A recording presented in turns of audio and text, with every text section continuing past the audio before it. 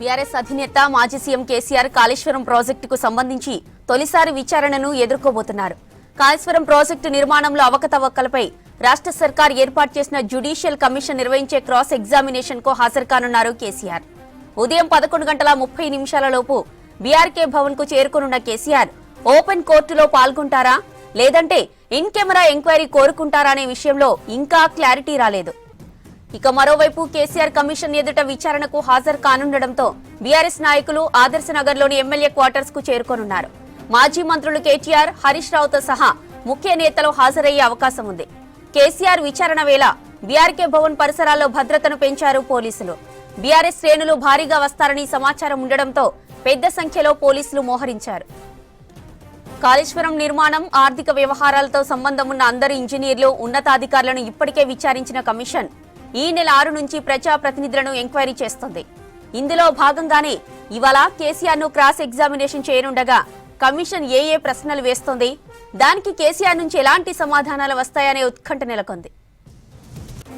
గతేడాది మార్చి 13న ఏర్పాటు చేసిన పీసీ ఘోష్ కమిషన్ కాళేశ్వరం ప్రాజెక్టుతో సంబంధం ఉన్న 109 మంది అధికారులు, ఏజెన్సీ ప్రతినిధుల స్టేట్మెంట్లను రికార్డు చేసింది. ఓపెన్ కోర్టు ద్వారా ముఖ్యమైన ఇంజనీర్లు, ఐఏఎస్లను క్రాస్ ఎగ్జామినేషన్ చేసి అఫిడవిట్లు తీసుకుంది. దాదాపు అధికారులందరూ అప్పటి బీఆర్ఎస్ సర్కార్ నిర్ణయాలకు అనుగుణంగానే నడుచుకున్నామని చెప్పడంతో విధానపరమైన నిర్ణయాలు తీసుకున్న వారి స్టేట్మెంట్లు కూడా రికార్డు చేయాలనే నిర్ణయానికి కమిషన్ వచ్చింది. ఇందులో భాగంగానే మాజీ సీఎం కేసీఆర్, ఇరిగేషన్ శాఖ మాజీ మంత్రి హరీష్ రావు, ఆర్థిక శాఖ మాజీ మంత్రి ఈటెల రాజేందర్ కు నోటీసులు జారీ చేసింది. ఈ నెల 6న ఈటెల రాజేందర్ ను, 9న హరీష్ రావును ఓపెన్ కోర్టులో విచారించింది. కాళేశ్వరం ప్రాజెక్టుకు కేబినెట్ సబ్ కమిటీ ఓకే చెప్పిందని, నిర్మాణానికి కేబినెట్ అప్రూవల్ కూడా ఉందని ఈటెల స్టేట్మెంట్ ఇచ్చారు. సిడబ్ల్యూసీ, వ్యాప్కో సిఫార్సుల మేరకు ప్రాజెక్టును తుమ్మిడిహట్టి నుంచి మేడిగడ్డకు మార్చామని హరీష్ రావు చెప్పారు. బ్యారేజీల లొకేషన్ల మార్పు నీటి నిల్వ ఇంజనీర్ల నిర్ణయమేనని, ఇందులో తమ ప్రమేయం ఏమీ లేదని కమిషన్ కు వివరించారు. టెక్నికల్ అంశాలతో తమ ప్రభుత్వానికేం సంబంధం లేదని తెలిపారు. ఈ మొత్తం పరిణామాల నేపథ్యంలో అప్పుడు సీఎంగా ఉన్న కేసీఆర్ కమిషన్ ఎదుట ఎలాంటి సమాధానాలు ఇస్తారనేది ఆసక్తి రేపుతోంది. ముఖ్యంగా తుమ్మిడిహట్టి నుంచి మేడిగడ్డకు రీఇంజనీరింగ్ చేయడానికి గల కారణాలు, బ్యారేజీల లొకేషన్ల మార్పు, డిజైన్లు, నాణ్యత, నిర్వహణ లోపాలు, కేబినెట్ ఆమోదం లేకుండా ప్రాజెక్టు నిర్మాణం, ప్రాజెక్టు పూర్తి కాకముందే బిల్లుల చెల్లింపులు, వీటితో పాటు విజిలెన్స్, ఎన్డీఎస్ఏ లేవనెత్తిన అంశాలపై కేసీఆర్ ను కమిషన్ పలు ప్రశ్నలు అడిగే అవకాశం ఉంది. రైటిక కాళేశ్వరం కమిషన్ ముందు కేసీఆర్ హాజరుపై మరిన్ని డీటెయిల్స్ శ్రీనివాస్ లైవ్ లో అందిస్తారు. సీను, డీటెయిల్స్ ఏంటి? జ్యోతి, నేను బీఆర్కే భవన్ దగ్గర ఉన్నా. ఇదే బీఆర్కే భవన్. 11:30 కేసీఆర్ ఇక్కడికి వస్తారు. ఇది కాళేశ్వరం కమిషన్ విచారణకు సంబంధించినటువంటి ఈ కార్యాలయం. ఇప్పటికే దాదాపుగా 114 మందిని కాళేశ్వరం కమిషన్ విచారణ చేసింది. సో ఇప్పుడు కేసీఆర్ 115వ మెంబర్ అవుతారు. సో 11:30 ఇక్కడికి చేరుకుంటారు. ఒకసారి విజువల్స్లో మనం చూస్తే పెద్ద ఎత్తున పోలీసుల మోహరింపు మనం చూడవచ్చు. ఎందుకంటే బీఆర్ఎస్ క్యాడర్ పెద్ద ఎత్తున కేసీఆర్ వచ్చినప్పుడు తరలి వస్తుందనేటువంటి ఉద్దేశం, సమాచారంతో భారీగా పోలీసుల మోహరించారు. సో భద్రతా పరంగా ఎట్లాంటి ఇబ్బందులు రాకుండా చూసేందుకు పెద్ద ఎత్తున పోలీసులు అయితే మనకు విజువల్స్లో కనిపిస్తున్నారు. సో ఉదయం 7:30-8 గంటలకే పెద్ద ఎత్తున పోలీసులు ఈ బీఆర్కే భవన్ దగ్గరికి చేరుకున్నారు. సో బందోబస్తు నిర్వహిస్తున్నారు. సో భారీగా అంటే హైదరాబాద్తో పాటు చుట్టుపక్కల ఉన్నటువంటి నియోజకవర్గాల నుంచి కూడా బీఆర్ఎస్ క్యాడరు, బీఆర్ఎస్ శ్రేణులు, తర్వాత బీఆర్ఎస్ నాయకులంతా కూడా పెద్ద ఎత్తున ఇక్కడికి వచ్చేటువంటి అవకాశం ఉండడంతో బందోబస్తు కోసం పోలీసులు కూడా బీఆర్కే భవన్ దగ్గర కనిపిస్తున్నారు. ఇంకొక వైపు బల ప్రదర్శనగా అంటే బీఆర్ఎస్ ఈ కాళేశ్వరం కమిషన్ విచారణని ఉపయోగించుకునేందుకు పెద్ద ఎత్తున బల ప్రదర్శన కూడా చేయాలనుకుంటుంది. సో కొంత పొలిటికల్గా సిచ్యువేషన్ని తమ వైపు తిప్పుకునేటువంటి ఒక ప్లాన్ తోటే పెద్ద ఎత్తున బీఆర్ఎస్ క్యాడర్ను, కార్యకర్తలను తరలించేటువంటి ఒక ప్లాన్ చేసింది. అందులో భాగంగానే 9:30 పెద్ద ఎత్తున బీఆర్కే భవన్కు తరలి రావాలని చెప్పి ఇప్పటికే పార్టీ పిలుపునిచ్చింది. ఇంకొక వైపు 9:30 ఆదర్శ నగర్ ఎమ్మెల్యే క్వార్టర్స్, తలసాని సంబంధించినటువంటి ఎమ్మెల్యే క్వార్టర్స్ కూడా ముఖ్య నేతలందరూ కూడా రావాలని చెప్పారు. కేటీఆర్, హరీష్ రావు, మిగతా నాయకులందరూ కూడా వచ్చి అక్కడ సమావేశమై తర్వాత క్యాడర్ను అంటే బీఆర్కే భవన్కు తరలించేందుకు అదంతా కూడా వాళ్ళు మానిటరింగ్ చేస్తున్నారు. ఇక కేసీఆర్ విషయానికి వస్తే కేసీఆర్ ఫామ్ హౌస్ నుంచి, ఎర్రవల్లిలో ఫామ్ హౌస్లో ఉంటారు కదా రెగ్యులర్గా, అక్కడ నుంచి డైరెక్ట్గా ఇక్కడికి అంటే నేనున్నటువంటి బీఆర్కే భవన్కు బయలుదేరుతారు. దాదాపుగా ఒక గంట ప్రయాణం అనుకోండి. సుమారుగా 9:30-10 గంటలకు బయలుదేరే అవకాశం ఉందంటున్నారు. చాలా పెద్ద ఎత్తున కాన్వాయ్ తోటి ఆయన బయలుదేరేటువంటి అవకాశం ఉంది. ఎర్రవల్లి నుంచి బయలుదేరగానే మధ్యలో అక్కడక్కడ ఉన్నటువంటి కార్యకర్తలు కావచ్చు, నాయకులు కావచ్చు, ఆయనతోటి కాన్వాయ్లో కలిసి రావాలని చెప్పి పార్టీ ఆదేశించింది. కాబట్టి పెద్ద ఎత్తున ఆ కాన్వాయ్ కూడా ఇక్కడికి రాబోతుంది. సుమారుగా 11:20 వరకు బీఆర్కే భవన్కు చేరుకుంటారు. 11:30 గంటలకు కేసీఆర్కి ఇచ్చినటువంటి సమయం 11:30 గంటల వరకు కాళేశ్వరం కమిషన్ ముందు హాజరు కావాల్సి ఉంది విచారణకు. కాబట్టి 11:30 గంటల వరకు ఇక్కడికి చేరుకుంటారు. ఇక విచారణ విషయానికి వస్తే మొన్న 3 రోజుల క్రితం హరీష్ రావు విచారణకు వచ్చారు. మాజీ ఇరిగేషన్ శాఖ మంత్రిగా, అంతకుముందు ఆర్థిక శాఖ మంత్రిగా, అప్పుడు కేసీఆర్ గవర్నమెంట్లో పనిచేసినటువంటి ఆర్థిక శాఖ మంత్రిగా ఈటల రాజేందర్ విచారణ కూడా పూర్తయింది. హరీష్ రావు విచారణ అప్పుడు కూడా పెద్ద ఎత్తున బీఆర్ఎస్ క్యాడర్ అంతా కూడా బీఆర్కే భవన్ దగ్గరికి వచ్చింది. సో పెద్ద ఎత్తున మద్దతు పలుకుతూ బీఆర్ఎస్ నాయకులు ఇబ్బంది పెడుతున్నారు అన్నటువంటి ఒక పొలిటికల్ సిచ్యువేషన్ ప్రజల్లోకి వెళ్ళేలా కొంత ప్లాన్ చేసుకుంది. సేమ్ అదే మాదిరిగా ఈరోజు కూడా ఇట్లనే విచారణకు కేసీఆర్ని పిలిచారు. సో కాబట్టి పెద్ద ఎత్తున బీఆర్ఎస్ క్యాడర్ తరలి వచ్చిందన్నటువంటి ఒక సంకేతం వచ్చేలా కూడా ఒక ప్లాన్ జరుగుతుంది. ఇక విచారణకు సంబంధించి పోయినసారి అయితే దాదాపుగా గంట పాటు విచారణ జరిగింది.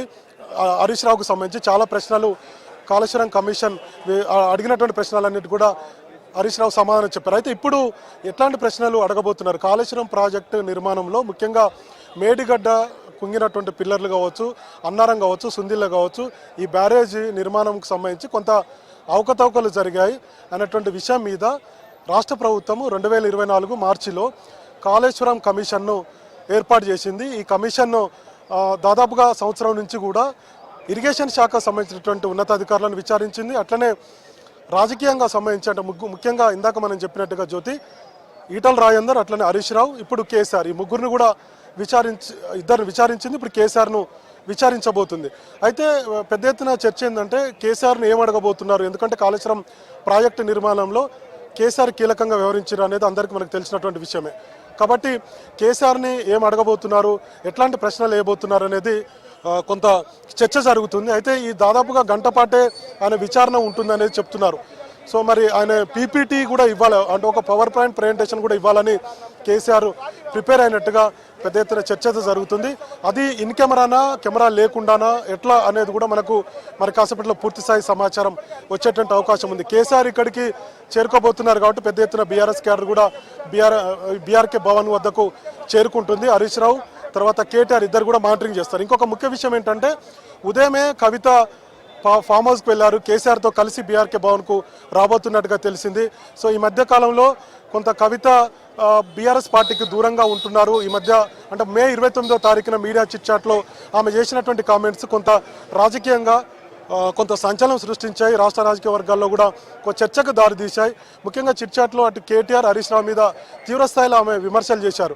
సో ఇప్పుడు కవిత మీదనే అందరి దృష్టి ఉంది. కవిత ఇక్కడికి వస్తే మరి మిగతా అంటే హరీష్ రావు తోటి కేటీఆర్తో మాట్లాడతారా, లేదా దూరంగా ఉంటారా, వాళ్ళతో కలిసి ఇక్కడికి హాజరవుతారా అని ఉదయం నుంచి కూడా చర్చ ఉండే. కానీ ఉదయమే ఆమె ఫామ్ హౌస్కి వెళ్ళారు. కేసీఆర్తో కలిసి బీఆర్కే భవన్కు రాబోతున్నట్టుగా మనకైతే సమాచారం ఉంది. సో మొన్నటిదాకా పార్టీ మారుతారన్నారు, కొత్త పార్టీ పెట్టబోతున్నారు అన్నటువంటి ఒక పెద్ద ఎత్తున బీఆర్ఎస్ క్యాడర్లో కూడా చర్చ జరిగి ఉండే. సో కొంత కుటుంబ రాజకీయ వైరుధ్యం నెలకొన్నది అనేది గత కొన్ని రోజుల నుంచి జరుగుతున్నటువంటి చర్చ. అటు రాష్ట్ర రాజకీయ పార్టీలలోనూ తర్వాత రాష్ట్ర ప్రజల్లోనూ చర్చ జరిగింది. కానీ ఈసారి కవిత మరి కేసీఆర్తో కలిసి రాబోతున్నారు అనేది మనకున్నటువంటి సమాచారం. ఇంకొక వైపు ఎమ్మెల్యే క్వార్టర్స్లో ఆదర్శ్ నగర్ ఎమ్మెల్యే క్వార్టర్స్కు 9:30 గంటల ప్రాంతంలో కేటీఆర్ అట్లనే హరీష్ రావు కూడా చేరుకుంటారు. అందరూ కలిసి బీఆర్కే భవన్కు దాదాపుగా 10-10:30 గంటలకు వస్తారు. ఈలోపు కేసీఆర్ కూడా ఎర్రవల్లి ఫామ్ హౌస్ నుంచి ఆయన పెద్ద ఎత్తున కాన్వాయ్ తోటి ఇక్కడికి రాబోతున్నారు. సో బందోబస్తు ఇందాక మనం చూసాం కదా, పెద్ద ఎత్తున భారీ బందోబస్తుంది. ఇంకొక వైపు అన్ని రాజకీయ పార్టీలు కానీ పబ్లిక్ కానీ కొంత ఇటువైపు చూస్తున్నారు బీఆర్కే భవన్ వైపు. ఎందుకంటే కేసీఆర్ని ఎట్లాంటి ప్రశ్నలు అడగబోతున్నారు? ఇంతవరకు ఏ ముఖ్యమంత్రిని కూడా ఇంతవరకు కమిషన్ విచారణకు ముఖ్యంగా తెలంగాణలో విచారణకు పిలవలేదు. మొదటిసారి కేసీఆర్ రాబోతున్నట్టుగా పెద్ద ఎత్తున పొలిటికల్ సర్కిల్లో చర్చ జరుగుతుంది. సో ఇట్లాంటి సమయంలో హరీష్ రావు తర్వాత ఈటల రాజేందర్ అడిగినటువంటి ప్రశ్నలే ఉంటాయా, లేదంటే అదనంగా ఇంకేమైనా ప్రశ్నలు ఉంటాయా? కాళేశ్వరం ప్రాజెక్టులో అవినీతి అక్రమాలు జరిగాయనేది ముఖ్యంగా కాంగ్రెస్ పార్టీ మొదటి నుంచి కూడా ఆరోపణ చేస్తుంది. కాళేశ్వరం ప్రాజెక్టు కాదు, అది కూలేశ్వరం అంటూ గ్రామీణ స్థాయి కార్యకర్త నుంచి ముఖ్యమంత్రి రేవంత్ రెడ్డి వరకు కూడా విమర్శలు చేస్తున్నారు. కేసీఆర్ హయాంలో కట్టినటువంటి ప్రాజెక్టే కేసీఆర్ హయాంలోనే కూలిపోయింది అన్నటువంటి విమర్శలు చేస్తున్నారు. ఇట్లాంటి విమర్శలను తిప్పికొట్టాలని చెప్పి బీఆర్ఎస్ అనుకున్నది. అందులో భాగంగానే అటు హరీష్ రావు కాళేశ్వరం కమిషన్ విచారణకు హాజరయ్యారు. ఇంకొక వైపు కేసీఆర్ కూడా విచారణకు హాజరై కొంత పబ్లిక్లో కాంగ్రెస్ చేస్తున్నటువంటి విమర్శలను తిప్పికొట్టే వ్యూహంలో భాగంగానే కేసీఆర్ హాజరవుతున్నట్టుగా మనం అర్థం చేసుకోవచ్చు. ఎందుకంటే విద్యుత్ కమిషన్ ఏర్పాటు చేసినప్పుడు కూడా విద్యుత్ కమిషన్ దగ్గరికి కేసీఆర్ వెళ్ళలేదు. కేవలం లేఖ మాత్రమే రాశారు. ఆ లేఖతోటే సరిపెట్టారు. కానీ ఈసారి మాత్రం కొంత బీఆర్ఎస్కు కాళేశ్వరం ప్రాజెక్టు విషయంలో మైనస్ అయింది కాబట్టి దాని నుంచి కొంత బయటపడాలంటే ఖచ్చితంగా కాళేశ్వరం కమిషన్ ముందుకు విచారణకు హాజరై అడిగినటువంటి ప్రశ్నలకు సమాధానం ఇచ్చి తాను తప్పేం చేయలేదు, సో ప్రాజెక్ట్ అంతా కూడా ప్రజల కోసమే నిర్మించాం, సో అందులో అవినీతి అక్రమాలు జరగలేదన్నటువంటి కొన్ని విషయాలను ప్రజలకు చెప్పే ఉద్దేశంలో భాగంగానే కేసీఆర్ ఈ విచారణకు హాజరవుతున్నట్టుగా మనకు అర్థమవుతుంది. మరి విచారణ తర్వాత మీడియాతో మాట్లాడతారా, డైరెక్ట్ ఇక్కడ నుంచి వెళ్ళిపోతారా అనేది అయితే కొంత మన కాసేపట్లో మనకు ఒక క్లారిటీ వచ్చేటువంటి అవకాశం ఉంది. ఇది ప్రస్తుతానికి బీఆర్కే భవన్ దగ్గర ఉన్నటువంటి తాజా అప్డేట్స్ జ్యోతి.